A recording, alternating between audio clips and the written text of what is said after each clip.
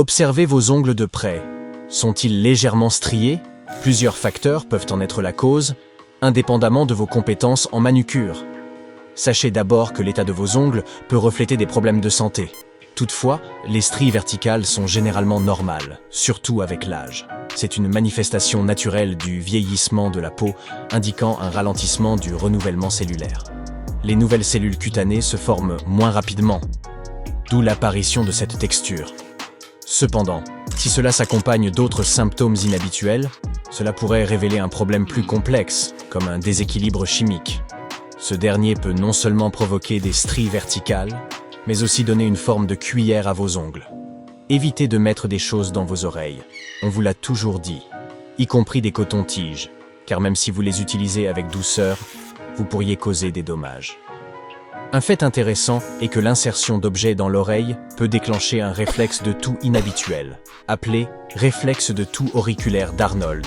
Ce phénomène est lié au nerf vague, un long nerf qui s'étend du cerveau jusqu'à l'abdomen, en passant par l'oreille et le larynx, avec un détour du côté de l'estomac. Ce nerf supervise diverses fonctions autonomes du quotidien, comme la parole, la digestion et d'autres actions involontaires. La branche qui relie le nerf vague à l'oreille, connue sous le nom de rameau auriculaire du nerf vague, est responsable des sensations tactiles dans cette zone. Stimuler cette branche peut déclencher une toux, car le cerveau perçoit un faux signal de présence dans la gorge, incitant ainsi le corps à réagir par la toux pour expulser l'intrus imaginaire. Il se peut également que vous soyez dépourvu d'un certain muscle dans votre bras, mais cela n'a rien d'inquiétant. C'est une condition congénitale relativement courante. Ce tissu, appelé tendon du muscle long palmaire, est absent chez environ 14% de la population. Pour vérifier sa présence, pliez légèrement votre poignet et rapprochez votre auriculaire de votre pouce. Si un tendon ressort à l'intérieur de votre poignet, c'est que vous le possédez.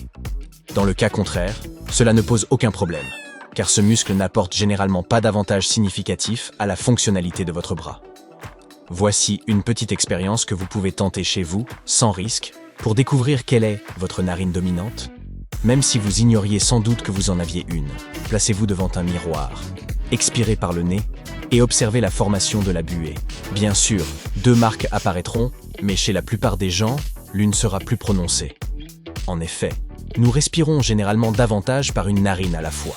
Selon certains spécialistes, environ 75% de notre respiration proviennent d'une seule narine à un moment donné. Ce phénomène alterne de côté au cours de la journée, un processus appelé le cycle nasal. Pourquoi pas les 2 narines en même temps? Il semble que ce soit principalement pour maintenir une hydratation adéquate, évitant ainsi qu'un côté ne s'assèche trop. Vous remarquerez peut-être cette différence lorsque vous essayez de vous endormir. En vous allongeant sur le côté droit, la gravité pousse une partie de votre nez à travailler davantage. En parlant de sommeil, chaque fois que vous tentez de vous reposer dans un nouvel endroit, une seule partie de votre cerveau parvient à profiter pleinement d'un sommeil réparateur. Cela s'explique par le fait que nos cerveaux ont tendance à rester partiellement en état de vigilance dans un lieu non familier. Cette observation éclaire pourquoi nous nous réveillons souvent en étant groggy après une nuit dans un nouvel appartement. C'est un mécanisme que nous partageons avec certains oiseaux et animaux marins, capables de dormir partiellement tout en restant attentifs aux dangers. Les chercheurs en sommeil ont constaté ce phénomène qu'ils ont nommé l'effet de la première nuit. Dans les études sur le sommeil, les participants montrèrent des résultats si médiocres après la première nuit qu'il fallait souvent exclure ces données. Pourtant, dès la 2e nuit, la qualité du sommeil s'améliorait. Historiquement, cette vigilance était probablement une réponse adaptative aux menaces nocturnes, comme les attaques de prédateurs, d'où la nécessité de garder une partie du cerveau en alerte. Malheureusement, il n'existe pas de moyen de neutraliser ce réflexe, ce qui explique qu'après une nuit dans un nouvel endroit, vous aurez probablement besoin de plus de café. Et n'oubliez pas de vous abonner pour rester informé de nos nouvelles vidéos, un petit coup de boost pour ces journées difficiles. Il est également possible que chaque fois que vous vous préparez à faire de l'exercice, votre cœur s'active avant même que vous ne commenciez à bouger. Ce phénomène, appelé montée anticipée, correspond à une réaction où le cerveau envoie des signaux au cœur pour l'inciter à se préparer à l'effort. Ces signaux se manifestent par la libération de substances chimiques telles que l'adrénaline et la noradrénaline. Cela permet d'augmenter la fréquence cardiaque, ce qui accroît le débit sanguin et améliore l'apport en oxygène aux muscles, les préparant ainsi à l'effort physique. La performance de votre cœur influe directement sur l'efficacité de ce processus. Plus il est en bonne santé, plus cette transition se fait en douceur. Nous avons tous entendu des récits de personnes ordinaires capables de soulever des objets très lourds en situation de stress intense, comme une mère soulevant une voiture pour sauver son enfant. Ce phénomène, parfois appelé force hystérique, ne peut pas être reproduit en laboratoire car il est impossible de simuler une véritable situation de danger imminent. Ces moments spontanés et imprévus semblent révéler une sorte de force cachée. Cependant, même si l'on imagine que ces personnes soulèvent des poids énormes, leur force n'est pas aussi impressionnante qu'il n'y paraît. Prenons l'exemple classique du levage de voiture. On pourrait penser qu'ils soulèvent toute la voiture, mais en réalité, ils ne soulèvent qu'une partie de celle-ci, les roues restant pour la plupart en contact avec le sol. De plus, la répartition du poids d'une voiture n'est pas uniforme. Le moteur est la partie la plus lourde, contrairement à la zone généralement soulevée. Quant à la force hystérique, il s'agit surtout de réaliser que nous sommes souvent plus forts que nous ne le pensons. Habituellement, nos muscles fonctionnent en mode économie, utilisant juste ce qu'il faut pour accomplir les tâches quotidiennes.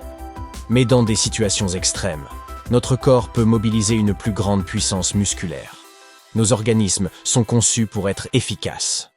Pourquoi solliciter l'ensemble de nos muscles pour simplement soulever une tasse de café? Même lorsque nous nous sentons à bout, il est probable que ce ne soit pas totalement le cas.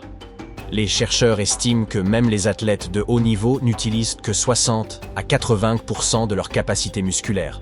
En plus de cette efficacité, notre cerveau limite également l'activation complète de nos muscles par un mécanisme de sécurité interne. Si nous utilisions toute notre force, nous risquerions facilement de nous blesser.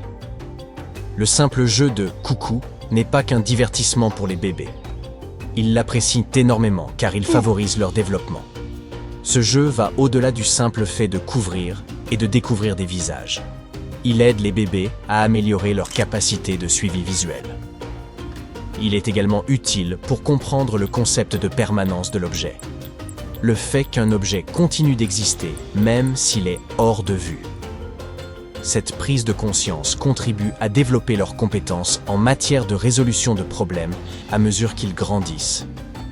De plus, jouer à coucou est un excellent moyen de susciter diverses émotions positives chez les bébés, allant de la surprise à l'anticipation, puis à l'excitation et au bonheur. Certains affirment qu'ils peuvent se débrouiller avec seulement 4 heures de sommeil par nuit. Toutefois, les scientifiques soutiennent que la plupart des adultes ont besoin de 6 à 8 heures d'un sommeil de qualité. En réalité, dormir moins que cette moyenne peut entraîner une grave privation de sommeil, sauf si vous faites partie des rares super dormeurs. Ces individus uniques s'épanouissent avec moins de 6 heures de sommeil chaque nuit et se réveillent naturellement après seulement 4 ou 5 heures. Seul 1 à 3% de la population possède cette capacité. Il est important de noter que cette aptitude est génétique et ne peut pas être acquise par l'entraînement.